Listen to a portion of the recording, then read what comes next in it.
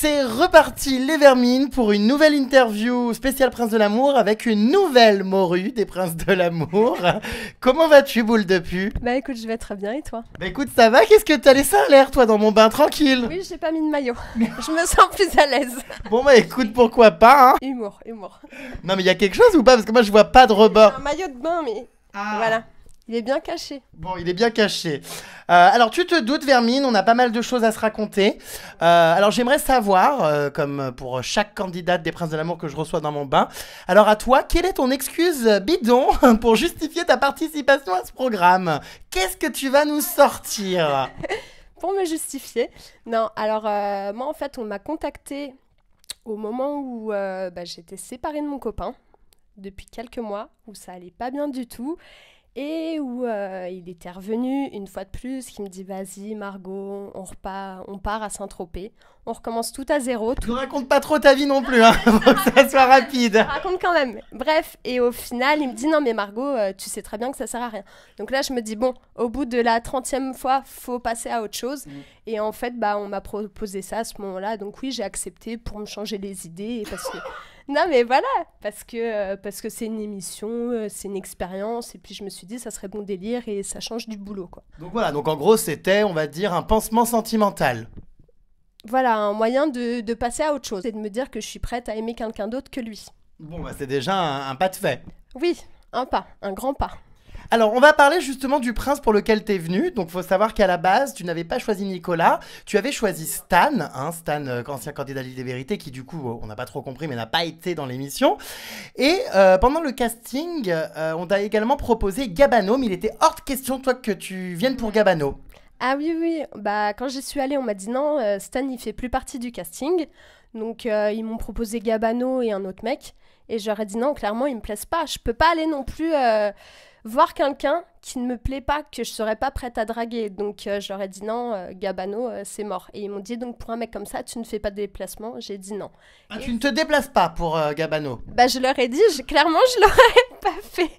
Gabano, enfin, c'est pas du tout dans mes critères. Gabano, je trouve qu'il a une petite tête de fennec en fait. Et non, c'est pas un mec pour qui j'irais. C'est pas mon style et je trouve qu'il est trop surfait. Bref, et du coup, ils m'ont proposé Nico et là, j'ai fait oui, pour lui, je fais le déplacement, il n'y a pas de souci. Oui, enfin, ils t'ont proposé Nico, tu as triché pendant le casting, pendant que le casteur est allé pisser, tu as fouillé sur le bureau. J'ai retourné 2 photos et sur les 2, il y avait Nico et là, j'ai fait ah, lui, il est pas mal. Donc, je les ai retournées et j'ai attendu qu'il me propose. D'accord, donc Nico te plaît? Bah oui, Nico, c'est un beau garçon, on va pas se mentir. Nico, franchement, moi, je le trouve top canon comme garçon. Alors par contre lui, il te trouvait pas top canon puisque l'accueil qu'il t'a réservé a quand même été assez médiocre, voire même pourri. Alors raconte-nous justement ton arrivée, visiblement tu n'étais pas la bienvenue. Alors mon arrivée, j'arrive et il y a Nico et Gabano, ils se parlaient dans l'oreille et ils se sont mis à rire quand je suis arrivée. Donc moi je l'ai pris pour moi, j'ai fait ah ouais, le mec il est direct, il est comme ça. Enfin du coup ça m'a un peu refroidi. Donc voilà, je me suis présentée, je me suis dit bon, peut-être que ça va aller mieux après. Mais c'est vrai que au final, pas plus que ça, quoi. Pas plus que ça du tout. Donc Nico, n'était pas du tout intéressé. Par moi, non, en tout cas. Je sais pas par qui, à part Mila, mais en tout cas pas par moi. Bon, Vermine, on va parler des choses qui fâchent, hein, à savoir donc une certaine fellation qui a été opérée donc dans l'aventure. Vous avez fait des trucs avec Nicolas. Alors, moi, je tiens juste à préciser quelques petits points. Alors, vas-y. Donc, point G. Voilà, quand on entend Parisa qui dit oui, j'ai vu Margot faire ci, c'est faux. Alors dans mon bain, elle a annoncé t'avoir surpris la cramouille à l'air dans ton lit. Ils sont rentrés dans la chambre, ce qui était totalement faux parce que j'étais déjà habillée. Megan dit il y avait son soutien-gorge par terre, ce qui est impossible étant donné que j'avais un bustier de lingerie et quand je suis sortie, je l'avais sur moi, tout le monde l'a très bien vu. J'avais ma culotte, j'avais même mon pantalon. Ah bon. Non, et même quand elles sont rentrées... pour faire des fellations, il n'y a pas besoin de culotte et de pantalon, on peut les garder. Aussi, hein. Non mais Nico était habillé aussi, il avait oui, mais maline comme t'es, Vermine, la braguette a pu être ouverte. Non, là-dessus c'est faux. Ce soir-là, il y a eu un rapprochement, bisous machin, mais il n'y a rien eu de plus. Et même les filles, quand elles sont rentrées, elles ont fait « Ouais, il y a ses chaussures dans le couloir ». Ça veut rien dire. En gros, elles n'ont rien vu. Elles affirment des choses totalement fausses. Et pour la preuve en est que moi, je les attaque en justice par rapport à ça. Oh, carrément! Oui. Oh, mais je hurle! Diffamatoire, et ça, c'est vraiment faux. Elles ont, voilà, je sais pas, c'est pour se faire mousser. La Parisa, c'est comme si je disais, vas-y, Parisa, c'est une ladyboy. Non, mais faut arrêter. Non, pas du tout. Bah, là, ce soir-là, il s'est rien passé. Et voilà, je tenais à préciser, à éclaircir certains points. Donc tu les attaques en justice, mais c'est-à-dire quel juge va juger cette affaire? Non, mais ça n'aboutira pas. Si. Alors déjà, j'ai fait établir un constat d'huissier. Oh, carrément, pour des histoires de fellation? Oui. Bah quand même, c'est mon image qui en prend un coup. C'est, voilà, Margot a été surprise en train de faire une fellation à Nico. Non, déjà, si on avait eu des choses à faire, c'est hors caméra que ça se passe. Et là, on est grand, majeur et vacciné, ça regarde que nous. Mais pas devant les caméras. Oui, il y a eu un moment un peu chaud, mais j'étais pas en train de lui faire une fellation. Alors, bah, moi, je sais pas. Moi, d'après ce que j'ai compris, il s'est passé quelque chose avec Nicolas. Oui, mais hors caméra. Donc là, pareil, ça n'engage que nous. Ah oui, mais on joue quand même sur les mots, Vermine. Alors non, là, non. Tout ce qui se passe en dehors des caméras, ça fait partie de la vie privée, j'ai envie de te dire. Donc oui, on est majeur, vacciné. Moi, il me plaisait vraiment. Donc on a eu un micro-bout d'aventure ensemble. Après, ce qui s'est vraiment passé, personne ne le saura jamais, étant donné qu'on n'est que deux à le savoir. Oui, mais quand l'un des deux me le balance... Ah, je hurle. C'est une blague. Non. Bon, bref. Alors, est-ce que c'est un bon coup, ce Nicolas? Donc, on veut savoir, est-ce que tu l'as gobé, ce haricot? Justice ou pas justice entre nous? Non, mais justice ou pas justice, Nico, c'est quelqu'un que j'apprécie beaucoup et...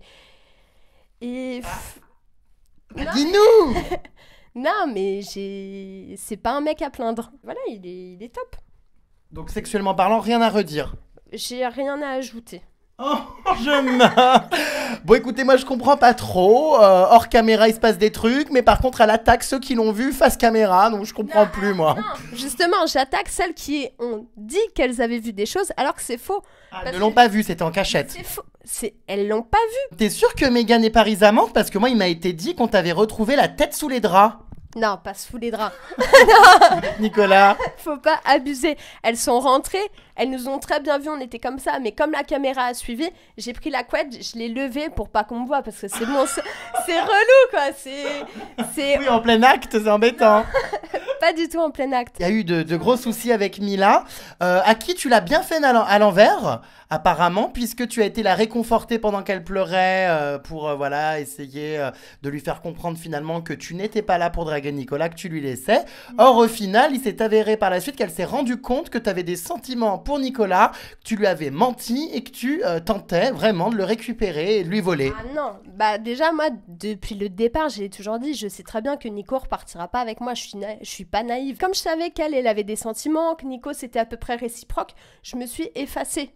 Déjà, j'étais pas mal effacée, et là, encore plus. Jusque même un jour, on était sur la terrasse, il y a Nico qui vient me voir, et qui va pour vas-y, embrasse-moi, embrasse-moi. Je l'ai regardé, je suis bah non, en fait, clairement, non, il y a Mila juste en face, je ferais pas ça. Pour la simple et bonne raison que, voilà, elle, j'ai senti qu'elle était attachée, et moi, j'ai déjà vécu ce genre de choses, être amoureuse de quelqu'un qui va voir ailleurs, et ça fait énormément de mal. Et moi, l'ayant vécu, je voulais pas jouer devant elle, sachant que c'était bidon, quoi, ça servait à rien. Suite à cette discussion, après, c'est elle qui a été racontée à tout le monde, ouais, Margot, elle est folle amoureuse de Nico, machin et tout. Et c'est là que je me suis dit, mais à quoi elle joue? Pourquoi elle va raconter ça? Pour se faire mousser? Pour encore devant les caméras faire coucou, c'est moi, machin truc et tout? Non, c'était pas du tout le cas. En racontant tout ça, je me suis dit, bah vas-y, laisse tomber. Je vais jouer le jeu, je vais la faire chier, et c'est ce que j'ai fait. Alors, gros clash avec Mila, tu as failli passer par-dessus bord, hein, tellement tu l'as poussée à bout. Elle t'a jeté en pleine tête une coupe de champagne. Il y a eu de grosses embrouilles parce que tu l'avais violemment insultée. Oui, mais elle a un peu cherché aussi. Nico qui demande bon les filles, pourquoi je devrais vous garder? Donc Mila qui me balance, ouais vas-y Margot, comme de toute façon elle a jamais rien à dire, elle va parler. Et donc j'ai regardé, je fais, mais toi en fait comme tout le temps ta bouche, pourquoi tu commencerais pas? Et c'est parti de ça. Et après ouais machin truc, et bon, tu connais les clashs de filles, hein, ça part d'un peu rien et ça part sur des trucs totalement débiles. Donc voilà, on s'est clashé sur le physique. Je lui ai dit qu'elle, c'était une vieille meuf qu'elle pensait qu'à passer à la télé, à montrer son cul et ses seins. Et sur la fin, je l'ai insultée de pute et je l'ai regardée. Je lui ai fait non, c'est vrai, t'es pas pute, t'es escorte, c'est pas pareil. Alors oui, ça n'arrête pas sur Mila, toutes ces rumeurs d'escorting, ça vient d'où? Parce que moi je la connais, alors oui elle a fait des choses sexy etc, mais c'est vrai que toute la journée, tout le monde passe son temps à la traiter d'escorte et compagnie. Ça vient d'où toutes ces conneries? D'où ça vient? Bah déjà, avant même d'arriver à la villa, moi je savais qu'elle était là-bas, via certains amis. Et sur Paris, on va dire que c'est la réputation qu'elle a. Donc personne la connaît vraiment, mais dès que t'entends Mila Jasmine, c'est voilà, tout le monde te dit ouais, cette meuf c'est une escorte. Donc après, vrai ou pas, on sait pas, personne n'a de preuves, donc moi je dirais rien là-dessus. En fait, elle a tellement été méchante et à s'acharner sur moi à ce moment-là que voilà, je lui ai balancé. Au final, ça s'est retourné contre elle parce que Nico là-dessus, il l'a pas spécialement soutenu et voilà, il est même allé jusqu'à l'insulter avant la cérémonie. Donc suite à ça, enfin, elle s'est vachement vexée, elle est partie dans sa chambre et elle a demandé à quitter le tournage. Elle voulait pas faire la cérémonie, donc c'est la prod qui a amené des fleurs à Nicolas et qui lui a demandé d'aller lui remettre quoi. Pour qu'elle accepte de faire la cérémonie. Elle accepte de faire la cérémonie, sinon elle voulait partir. Il a fallu aller la supplier pour qu'elle revienne. Non mais c'est clair. Justement, si Mila était vénère, c'est parce que justement à ce moment-là, Gabano est revenu dans l'aventure et a retourné le cerveau de Nicolas en lui montrant toutes les photos sexy de Mila sur internet, etc. Gabano a essayé de pourrir cette cérémonie finale en faisant en sorte que finalement Nicolas ne choisisse pas Mila. Ouais, ça c'est vrai. Ouais, Gabano, il lui a un peu pris la tête en lui disant ouais, il y a des photos d'elle sur internet, des vidéos, des trucs, des machins. Donc toujours avec le rapport est-ce qu'elle est escorte, est-ce qu'elle est pas escorte. Bah après, tu vois, ça reste que des photos, donc tout le monde a déjà fait, enfin, tout le monde a une façon de parler, mais des photos sexy, c'est pas choquant. Et je pense pas que ce soit une escorte non plus. Hein. Faut pas pousser le terrain. Elle en était mal. Elle en était mal, pourquoi? Parce que voilà, elle avait qu'une seule envie, c'est que Nico il s'affirme auprès d'elle, qu'il dise bah voilà, moi je repars avec Mila, je veux Mila, et Nico il faisait rien de tout ça. Nico voilà, il était au bord de la piscine, il s'en foutait de tout le monde, voilà quoi. On va parler de chirurgie, Vermine, puisqu'avant de venir dans ce bain, tu as fait injecter de l'acide hyaluronique dans tes lèvres. Ah bon? Ah oui. Qu'est-ce qu'il y a? C'est pas une honte, voyons, faut l'assumer. Bah non, bizarrement, c'est pas si enflé, donc tu t'es un petit peu fait arnaquer par ton chirurgien, là, non? Non, le truc, c'est que j'y suis allée il y a une semaine, donc forcément, on injecte quasi la seringue entière. Il m'en restait un peu, et comme au début, c'était vachement gonflé, on a attendu que ça dégonfle pour pouvoir combler. Donc aujourd'hui, t'en as refait.